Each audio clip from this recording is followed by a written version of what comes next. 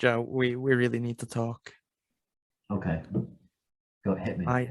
Okay, so obviously, we recently released episode, was it 9? I think it was episode 6. Episode 6 of the Left Calm meme, and we called it Royal Roundup. And I know that we had this conversation about, wouldn't it be fucked up if we killed the Queen right afterwards to get the ratings? It's not a coincidence. We're in trouble. I was feeling myself. I went to Bucky P. I realised she wasn't there. I went to Balmoral. Oh no.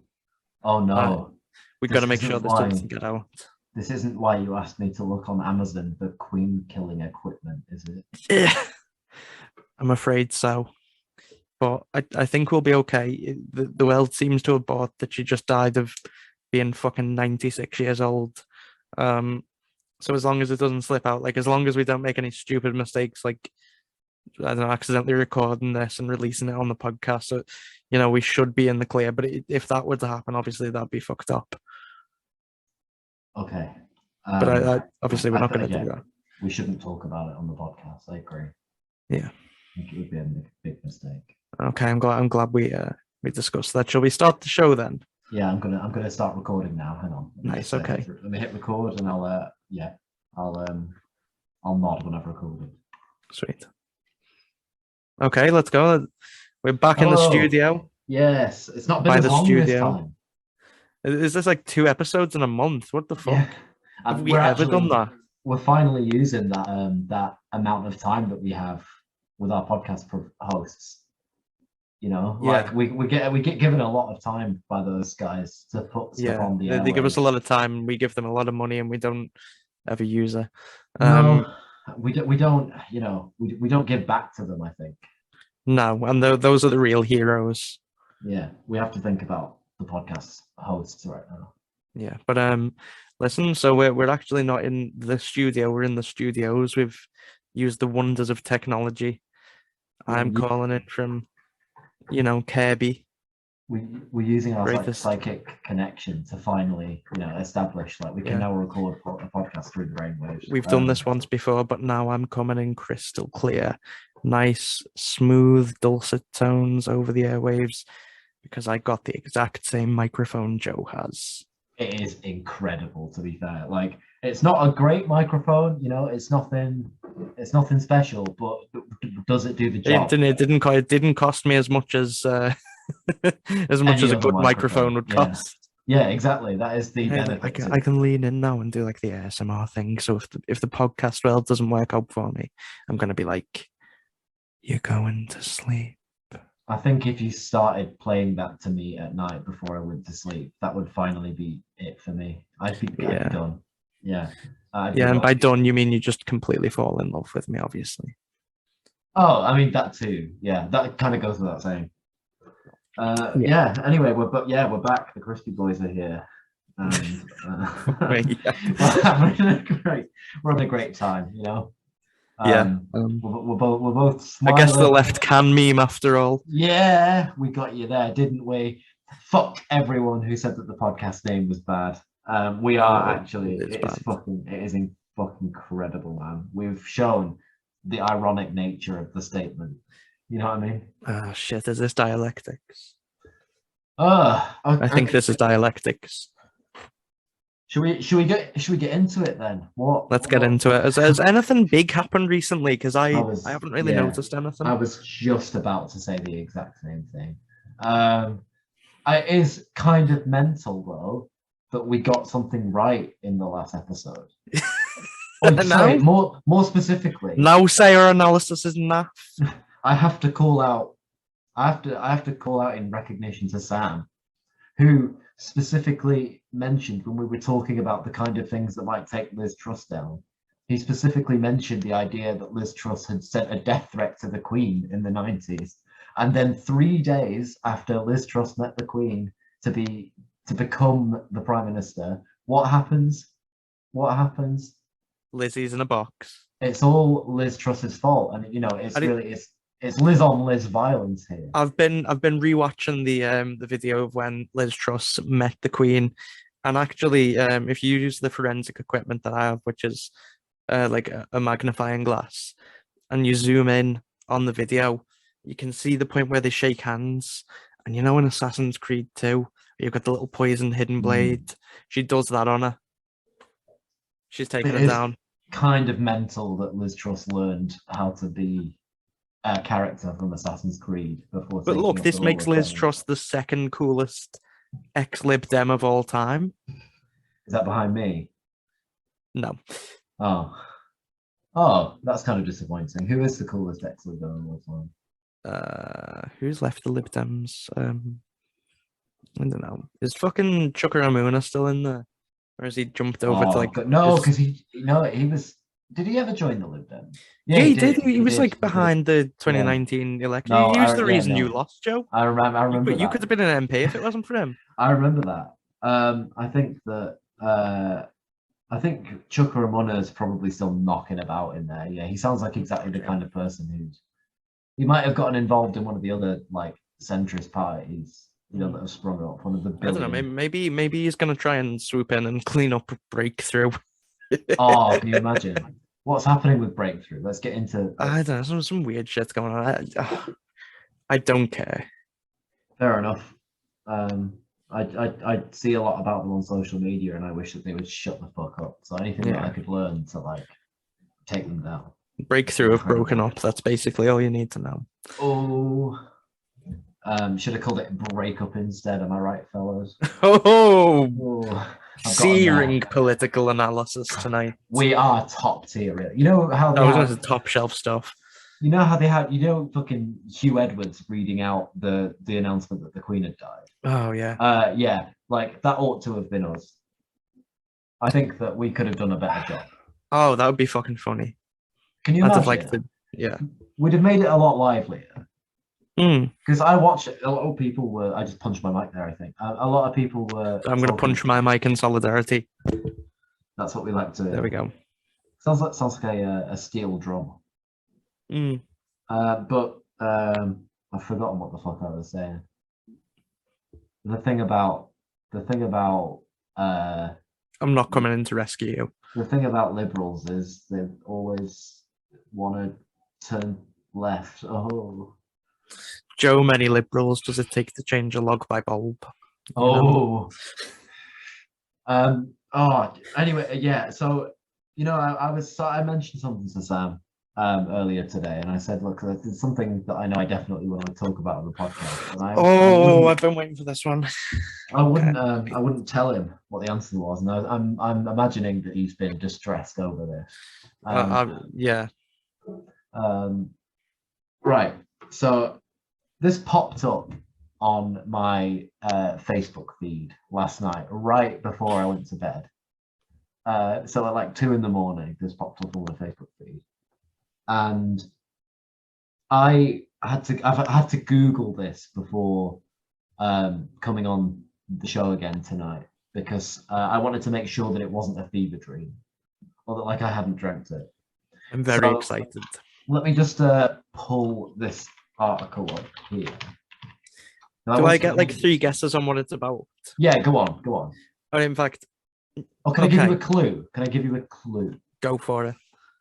It's related to what we've just been talking about with the Queen.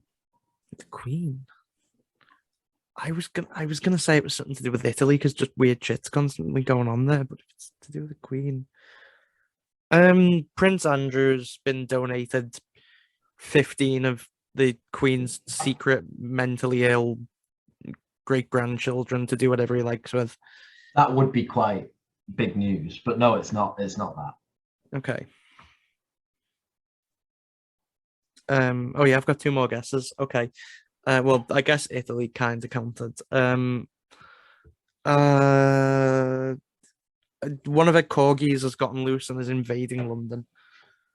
Again, that's something I would support, but yeah. No, unfortunately, all your guesses are wrong. Oh shit. So, this is about everybody's favorite liberal, liberal icon, Justin Trudeau. Oh, no. And so the article begins. So you know how he was in London for the Queen's funeral? Is that really how the article begins? It doesn't. It doesn't begin like that. So he was in London for the Queen's funeral. He's Prime Minister of a Commonwealth country that has a Queen. So I guess he had Canada to be there. specifically. Canada, yeah. And a clip has emerged of him. So a spokesperson. Oh, for we didn't do Justin blackface Trudeau- again, did he? He's not done that again, no. A spokesperson for Justin Trudeau has defended the Canadian Prime Minister over a leaked video that showed him singing Queen's Bohemian Rhapsody in a London hotel lobby 2 days before Queen Elizabeth's funeral. He's just trying to pay tribute to her. He was like, He's this is a just great fuck- song that she sung. He's fucking incredible, man. Wouldn't it be funny though if in an alternate universe all Queen songs were sung by the Queen? I would love that. I'd support but that. it goes on. The 14-second clip, viewed more than 1.5 million times, shows Trudeau in a t-shirt leaning against a piano at the Corinthia Hotel and joining others in a rendition of one of the rock band Queen's most famous songs. Trudeau can be heard singing "Easy Come, Easy Go," "A Little High, A Little Low," and "Any Way the Wind Blows," alongside acclaimed Canadian pianist Gregory Charles. The footage initially sparked heated debate over its authenticity, but Trudeau's team later acknowledged that the mobile phone video was real. Who cares? I just think it's fucking hilarious. I think the fact that he's getting like slated for it is like just fucking incredible. The man was just feeling himself. He was in London on a holiday, you know. He was having a party. Well, I mean, it is obviously like a bullshit manufactured like controversy, but like I mean, I'm glad he's getting slated for it because he's a fucking slug. Yeah, but it's just kind of like it makes you think this is the kind of dumb shit that they eventually get like fucking. You know, Yeah, they got Al twins of it. Capone on his taxes and not on all the murders, and Yeah, they're gonna get Justin Trudeau on not being sad enough 2 days Yeah. before the Queen's funeral. yeah, exactly. And it's fucking it's just the fact that like he is this liberal fucking big man, you know, this liberal Yeah. don. Like, do you remember when he was fucking shaking Trump's hand? Oh, And yeah, he did the everyone- yeah. badass. Oh, I'm gonna Yeah. shake your hand, Mr. He shook Trump. his hand in a badass way. I'd like to and they see were how all your like- hand would fare in a Fucking, handshake. and they're all jizzing over him for it, man. Oh It's- no. it's Yeah, fucked. they did that weird thing they did with him. They did with Andrew Cuomo, where they're like, "I want Justin Trudeau to impregnate my wife." Well, you know. in the case of that, you know, like all I can say is one down, one to go. You know, we'll get if Justin Trudeau went down on sex stuff, I Oh. think that would be like. The only sex stuff I want Justin Trudeau to go down on is mine. Whoa. Please cut that out. Would you cut that out? And I'm not cutting that clip out, mate. You left oh me. fuck! I've not forgotten earlier when you left me out to dry. When I forgot what I was. I fucking should have come in imminently to saying. rescue you. You should have come in to rescue me. mate. It's all gone against me. It's come back on you now, hasn't it? You Oh, don't feel God. like such a big man now, do you, Sam? I'm no longer Don Fury. You've really been disgraced here, haven't you? mate? Oh man, this isn't good. I got you on worse. Yeah. Yeah. Yeah. Well, did you see what our good friend Lindsay Hoyle had to say? Oh, dude, I will let you obviously explain it to anybody who hasn't heard it, but I think it is absolutely hilarious stuff. It's magnificent. So yeah, Lindsay Hoyle, Speaker of the House of Commons, representative of a good Lancashire town. He said on some kind of television, who fucking watches TV nowadays? But so for the two boomers that are still watching TV in this country, he said nothing should overshadow the most important event in history that the world will ever see, which is the funeral of Her Majesty the Queen. Oh, what a guy. What a guy. This is our 9/11. Do you not think it's like amazing that you know, John Burko went from being this like, you know, Tory fucking whipping boy, basically, like, you know, from being like just a fucking backbench fucking no one, like, and then like progressively got more and more liberal. He became an over his ultra time lib. as he became an ultra lib during his time as speaker, and they were all crying that he didn't get a seat in the House of Lords. Oh yeah. But Lindsay Hoyle is just rapidly pivoting the other way. Yeah. Like, And yeah. he started in Labour, and now Yeah. John Bercow is a member of the Labour Party. Which I don't know if you knew that, but now Yeah, I did. when Lindsay Hoyle stops being speaker, he's gonna immediately join the Conservative Party, and he's gonna be part of the plot to bring back Boris. I would love that if Lindsay Hoyle brought back Boris. Yeah, well, Boris is assembling a team of like all stars to bring him back. Is this actually something that he's like rumored to be doing?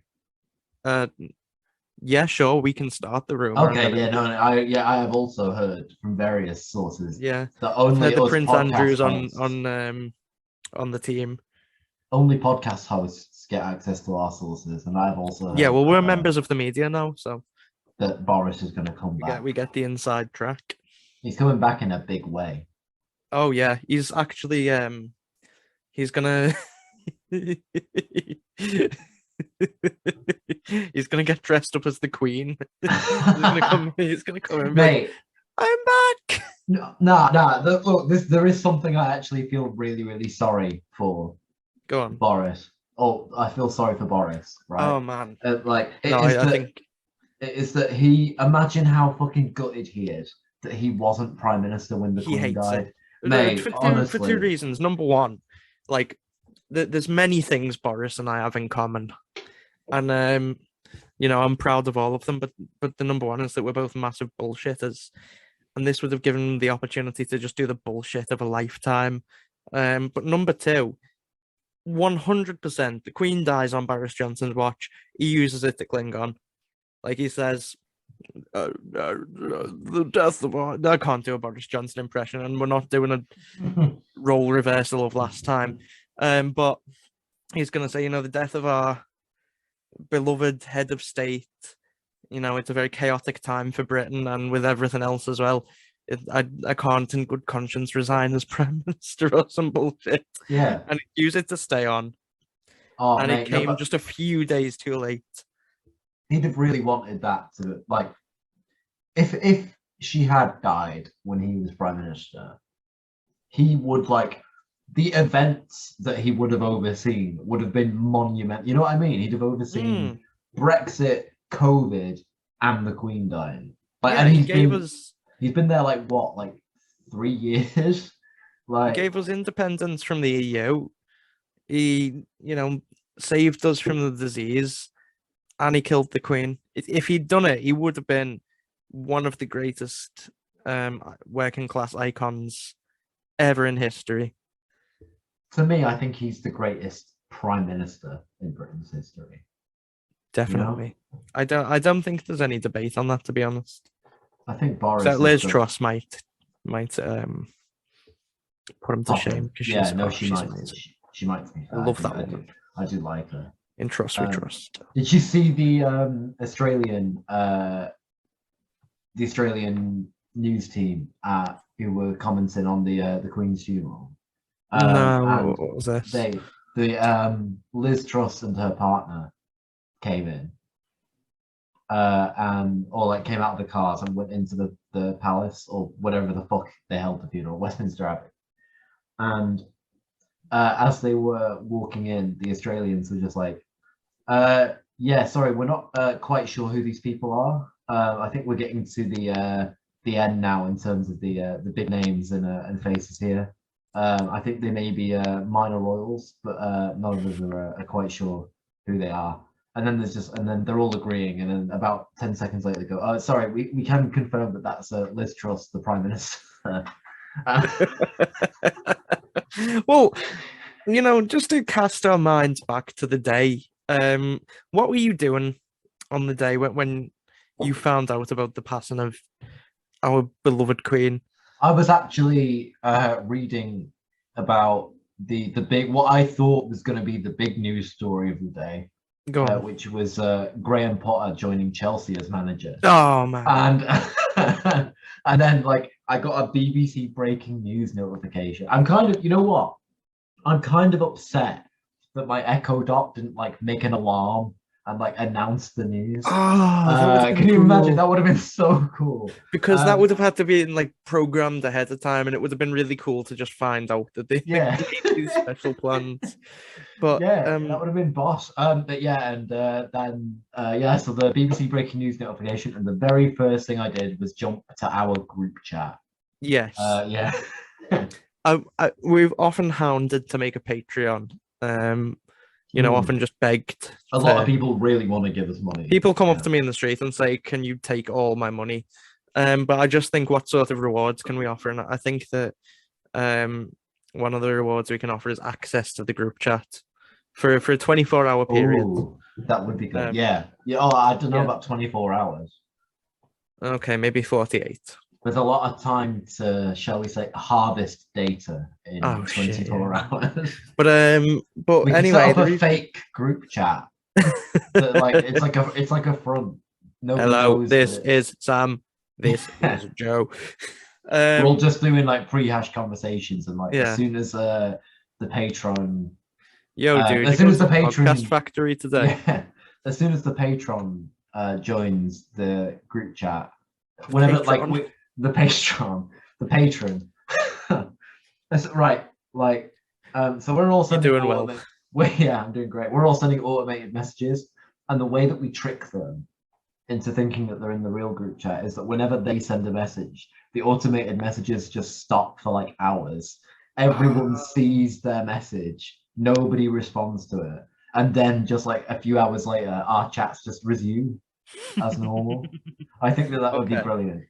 I was thinking like, what was I thinking? Oh yeah, right. Okay, so the reason I asked is I'm just thinking back on my experience of the big day. I was in work, and I just saw that like the Queen wasn't well or whatever, and I was like, oh whatever, she'll be dead in like a few weeks. I did not think for a good couple of hours that it was like that desperately urgent, but by about 3 o'clock, the reality had set in for me. So I was like, oh man, this is crazy. I remember waiting for the bus at like 5:20, and I was like, everyone's saying the big announcement is going to be like 5:30. Did they say something like that?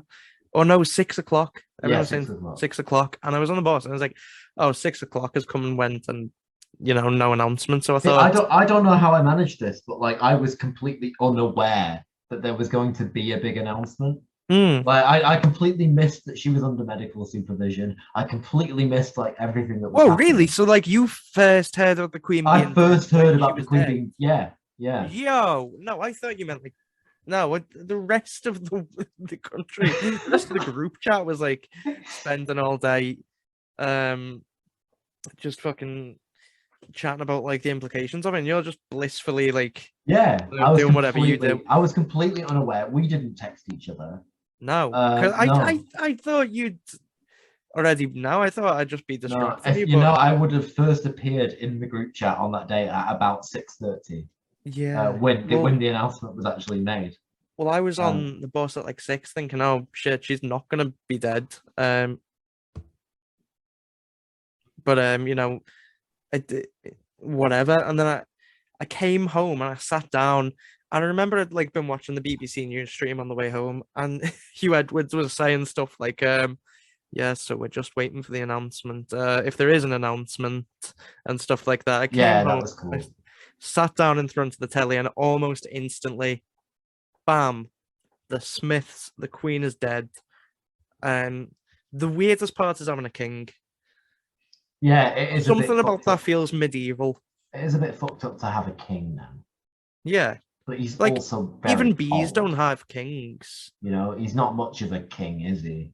If he was like, look at my king. If he was he's the only one I got. Ba-da-da-da. How long do you reckon it is until we're doing all this shit again?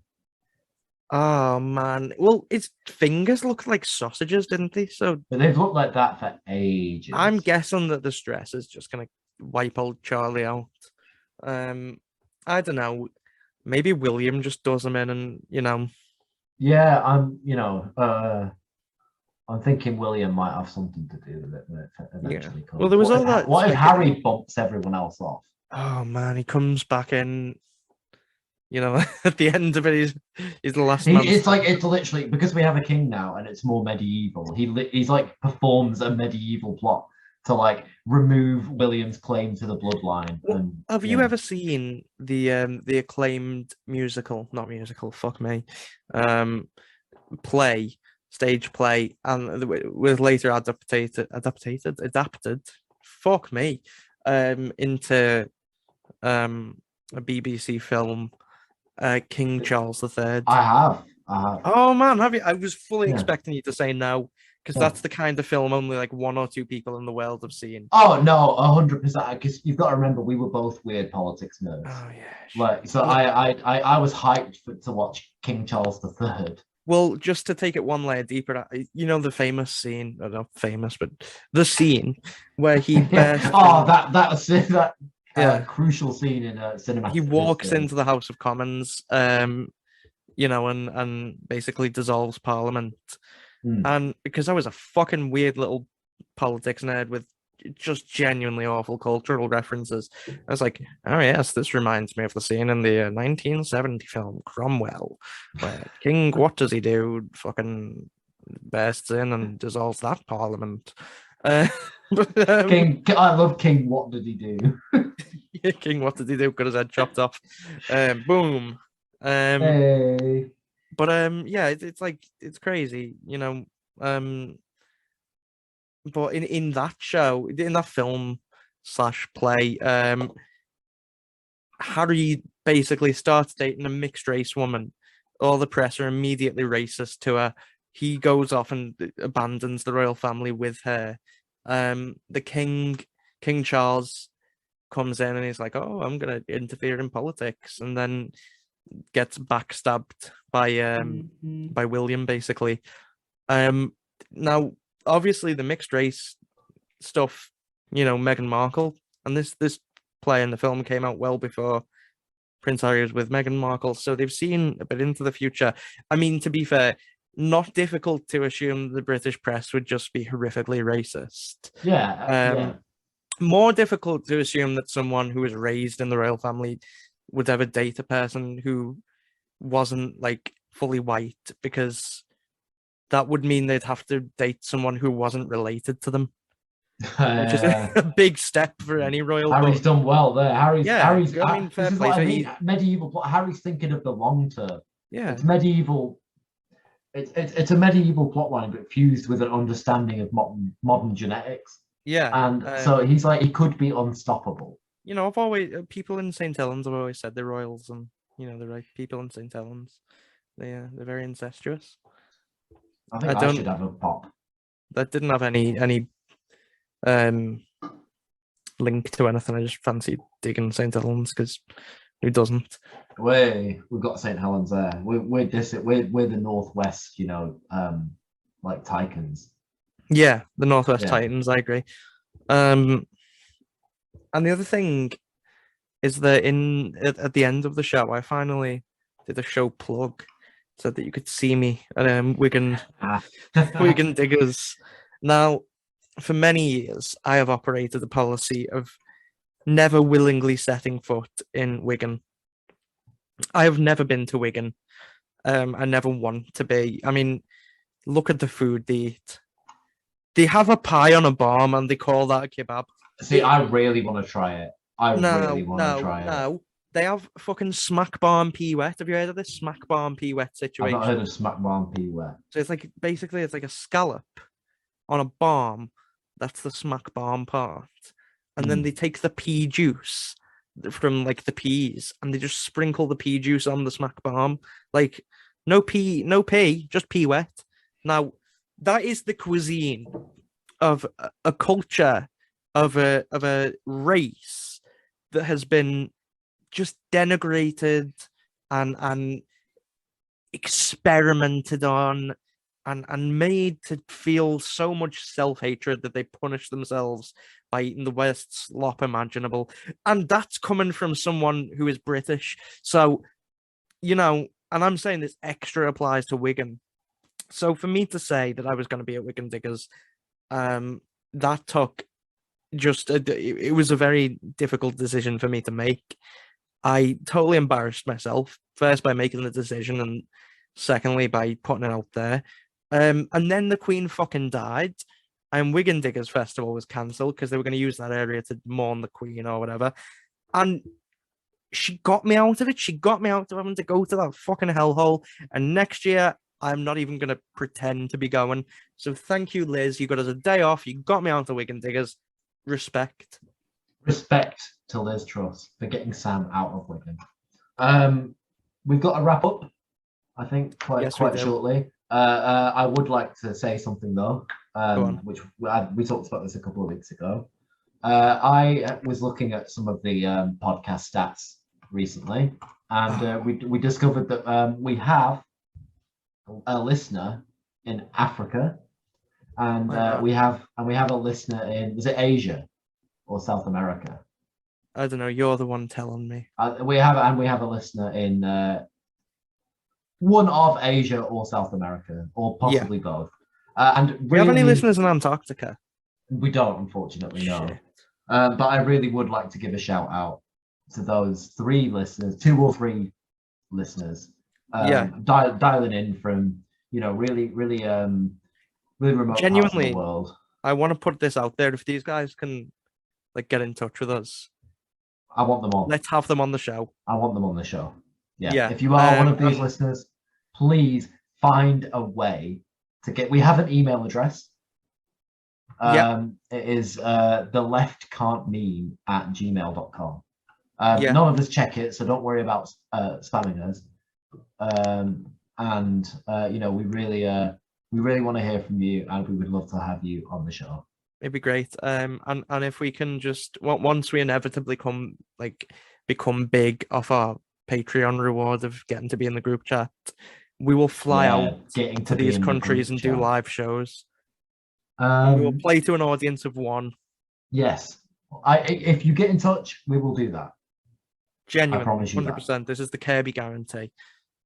All right, it's been a blast.